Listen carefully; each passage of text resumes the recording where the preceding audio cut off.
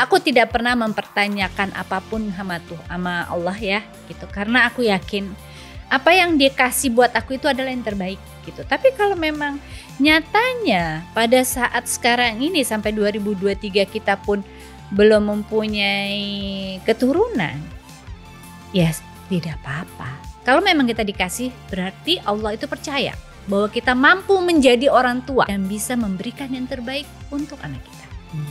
Mohon maaf, saya tidak bisa memberikan keturunan untuk kamu, tapi saya mencoba menjadi istri yang terbaik, seperti itu aja. Ya, mau diapain lagi Nil? Gitu. Ya, kita kan nggak bisa memaksa semua keinginan kita. Apalagi sekarang kita akhirnya punya dua anak kucing. Oke. Dialah yang meramaikan rumahku. Suamiku akhirnya gara-gara Krismon banyak ngomong, tapi mau kucing. Hai, ini gua Daniel, tetangga kamu. Di sini gua akan ngobrol dengan tetangga gua tentang perjalanan hidup mereka dari kacamata spiritual di saat mereka mengalami situasi tidak pasti dan kekhawatiran, sampai bisa kembali bangkit menjadi orang yang lebih kuat dari sebelumnya. It's gonna be very exclusive and inspiring. Hai tetangga-tetangga gue, selamat datang lagi di Daniel Tetangga Kamu. Nah di sini gue mau mengingatkan kalian juga nih ya, untuk para tetangga gue yang sudah subscribe pastinya. Kalau misalnya kalian punya pertanyaan, please tanya aja ke kita. Oke, tapi jangan lupa gunakan hashtag Tanya Tetangga Daniel. Dan satu lagi nih, gue mau mengucapkan banyak terima kasih untuk kalian para tetangga gue yang tadi gue bilang tuh udah subscribe, atau mungkin yang belum subscribe tapi sangat suka sama konten kita dan terus nge-support kita dengan menonton setiap konten kita. Kalau misalnya kalian ngerasa ini berkualitas dan bisa membuka pikiran kalian dari cerita perjalanan para tetangga kita di sini, kalian bisa memberikan super thanks juga ke kita di sini sebagai salah satu bentuk support. Karena kita terus butuh support dari kalian untuk membuat konten-konten ini semakin berkualitas dan lebih baik lagi untuk kalian juga. Kita kembali lagi ke tetangga kita, Cut Mini. Mbak Mini, I think di situ sebenarnya dongeng tuh kita bisa belajar soal value-value, nilai-nilai yang sekarang ini udah sulit banget kita dapetin gitu. Betul.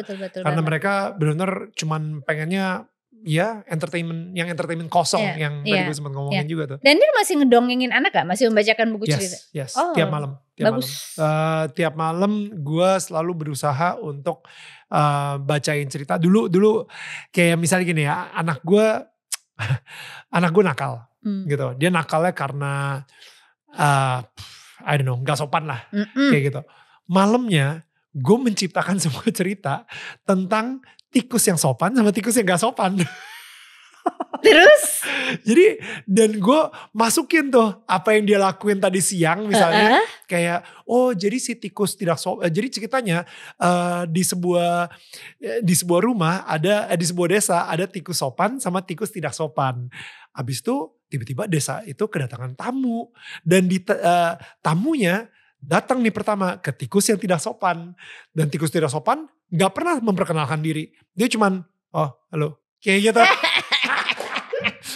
Tapi yang tikus sopan itu, halo selamat siang apa kabar. Tahu gak, tamunya akhirnya ketika dia balik bawa hadiah, dia kasihnya ke tikus yang sopan gitu.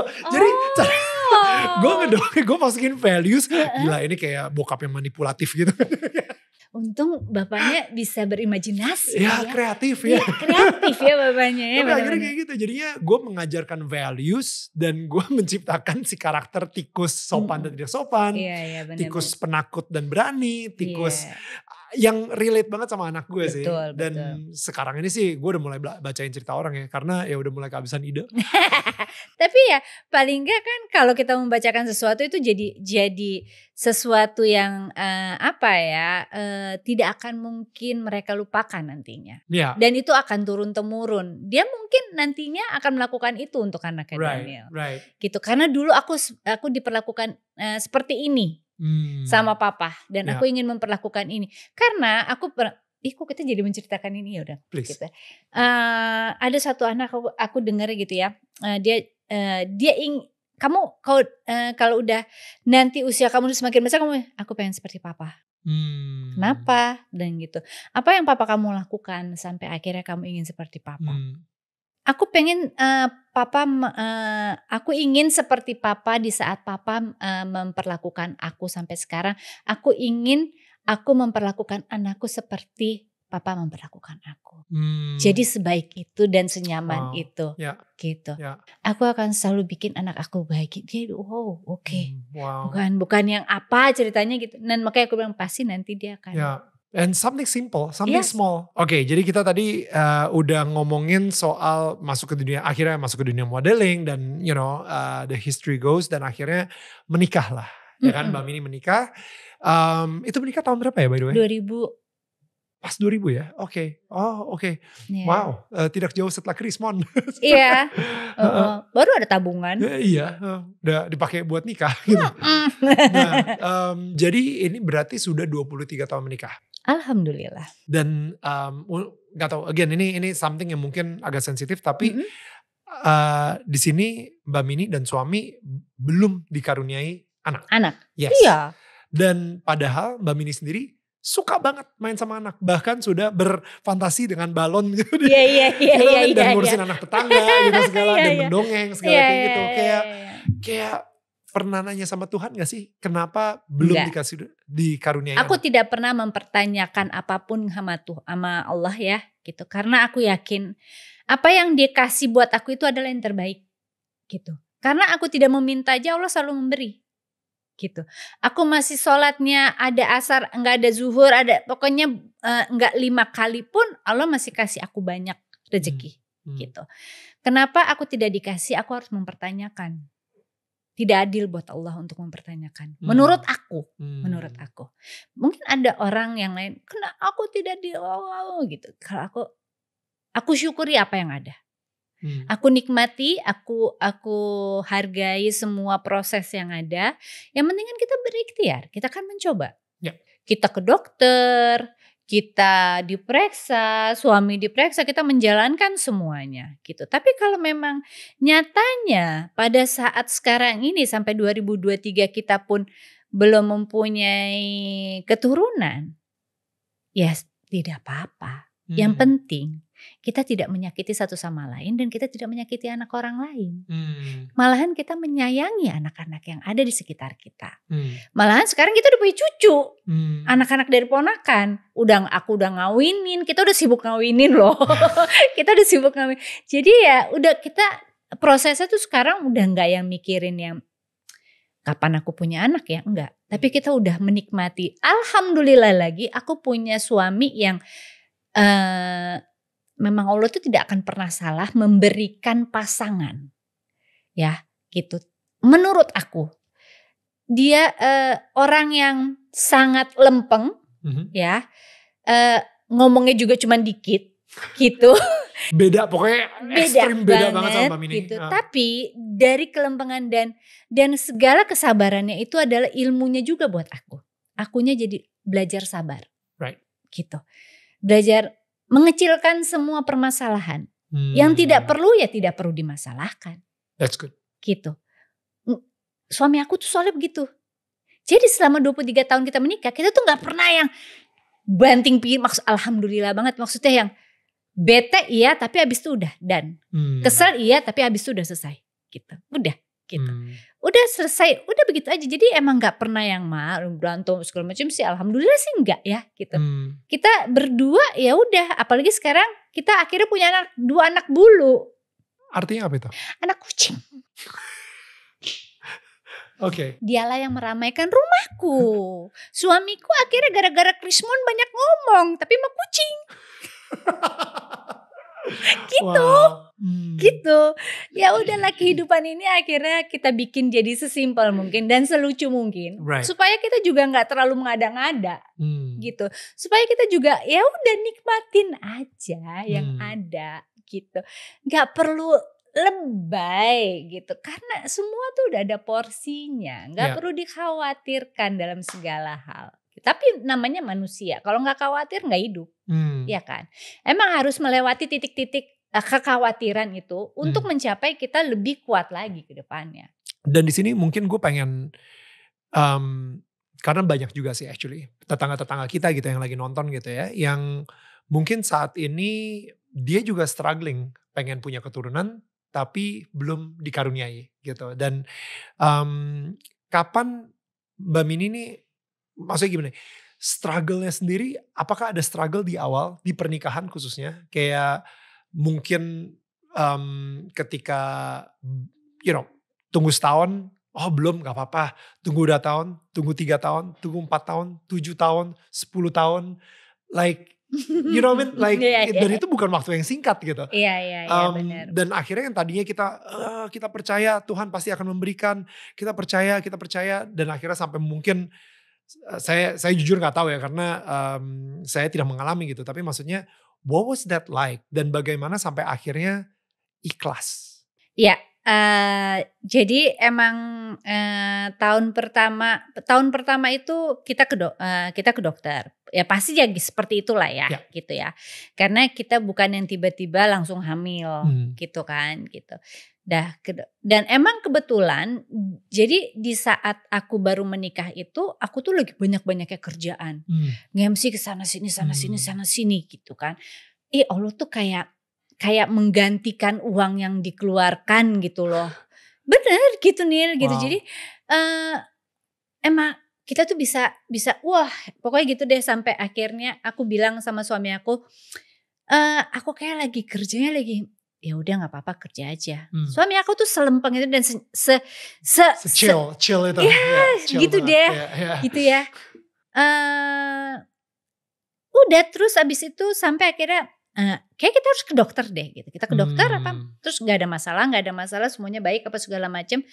Dicoba natural tapi juga ya enggak, pakai tanggalan juga enggak, lewat ya udahlah ya. Akhirnya berjalan tahun udah sampai nggak tahu lagi. Kayaknya bayi tabung deh gitu. Bayi tabung. Coba bayi tabung. Itu tahun berapa ya? Aku lupa Nil. Pokoknya kayak udah 9 tahun aku menikah kayaknya ya. Udah insem, udah aku laparaskopi, sakingnya penasaran di dalam perut ada apa sih sebenarnya gitu kan gitu. Aman semuanya. Aman. Normal. Right. Alhamdulillah, semua yang katanya kandungan 2 apa semuanya bagus, salurannya bagus, tidak ada penyempitan apa segala macam dah. Sampai akhirnya aku bayi tabung. Bayi tabung, terus aku campur dengan akupuntur, gitu. Ya biasalah ya, orang sekitar kan, jangan turun naik, nanti ini, nanti itu. Dah, di saat itu umur aku tuh berapa ya, udah 30 something kalau gak salah. Itu tuh aku punya telur masih banyak banget di freeze. Begitu diambil tuh kalau gak salah 10 telur aku. Waktu mau diambil untuk bayi tabung ya, gitu. Jadi tabungan aku masih banyak. Dah, tahap kedua. Terus yang pertama gagal, habis itu masukin lagi. Sampai aku punya nama Doremi. Karena dimasukinnya 3, yang pertama gitu. Jadi kalau misalnya, hai Doremi, selamat pagi gitu. Aku ngerasa kayak aku udah hamil aja gitu.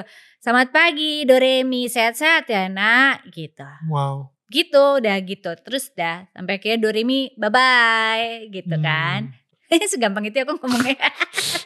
I don't know. Sekarang mungkin iya, tapi saat itu mungkin of course gitu lah. Gitu ya. Terus dah sampai akhirnya Bu, dari yang 10 tinggal dari 10 yang paling bagus ini kan walaupun di freeze kan tetap ada kualitas ya. Tinggal 2. Ya udah enggak apa-apa, udah masukin.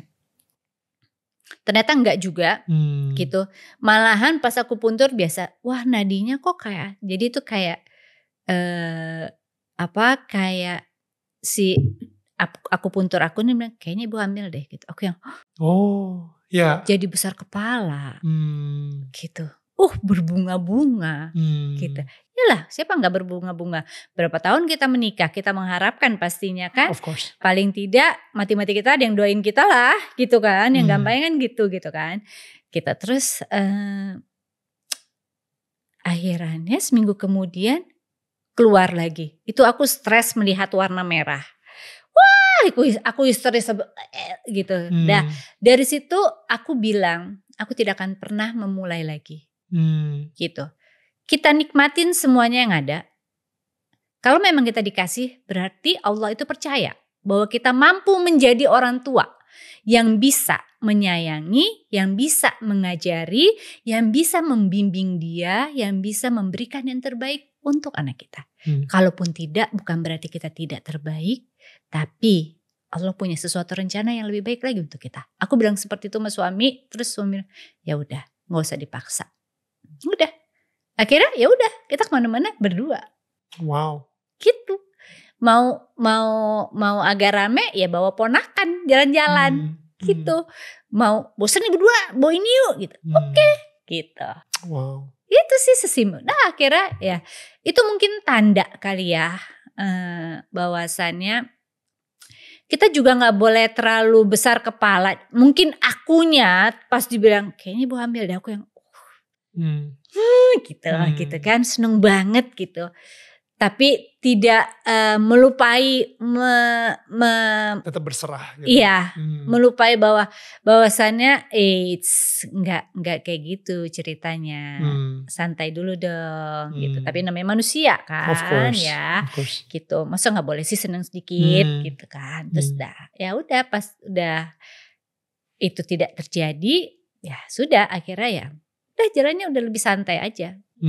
Ya makin mengalir aja apa kata Allah aja sekarang. Dan suami sendiri juga ikutan ikhlas juga lah saat itu ya? Iyalah gitu, karena emang ternyata ya udah seperti itu jalan kehidupan kita berdua. Mohon maaf, saya tidak bisa memberikan keturunan untuk kamu, tapi saya mencoba menjadi istri yang terbaik, seperti itu aja. Wow. Itu aja ya, mau diapain lagi Nil? Gitu. Ya kita kan gak bisa memaksa semua keinginan kita. Betul. Ya kan? Betul. Kan ada rencana di atas rencana. Gitu. Itulah yang aku jalani selama hidup aku aja gitu. Ada rencana di atas rencana. Kita punya rencana tapi yang penentunya adalah Tuhan. Siapa? Gitu. Dan kadang-kadang kan orang bilang kalau misalnya bayi tabung tuh kesannya kayak apa ya, kayak curang lah kayak gitu ya. Kayaknya enggak, lihat pokoknya harus yang paling natural itu yang adalah karunia dari Tuhan gitu. Tapi di sini gue bisa ngelihat gitu, bahkan ketika kita sebagai manusia udah berusaha banget dengan bayi tabung, tetap aja Tuhan yang menentukan kok. Gitu. Bener. Tetap ya. Itu katanya the best dokter ya, katanya yang tangannya dingin, yang kalau maksudnya semua rata-rata jadi gitu ya. Kita kan tidak boleh menggantungkan semuanya keinginan kita kepada manusia. Betul. Itu nyata. Ya kan. Sepinter-pinter apapun kamu tidak boleh menggantungkan apapun kepada manusia. Nyata dong. Karena dia pintar. Ada yang lebih pintar lagi. Gitu. Kalau dibilang dia cantik, ada yang lebih cantik lagi. Pasti. Gitu. Ya kan gitu. Jadi udah. Gitu aja. Sumpah demi Allah, aku berhijab, aku baru Islam. Aku baru belajar. Jadi di saat 2018 itu kita udah siap semuanya mau haji ya. Tanggal 15 Agustus harusnya kita semua sudah pergi haji. Tapi wujud ini Muhammad Safri gak keluar. Astagfirullahaladzim ya Allah. Masya Allah ya Allah ya Rabbi. Aku cuma diam. Kayak ngebatin sendiri. Aku cuma maafkan aku ya Allah atas segala semua dosa yang pernah aku lakukan.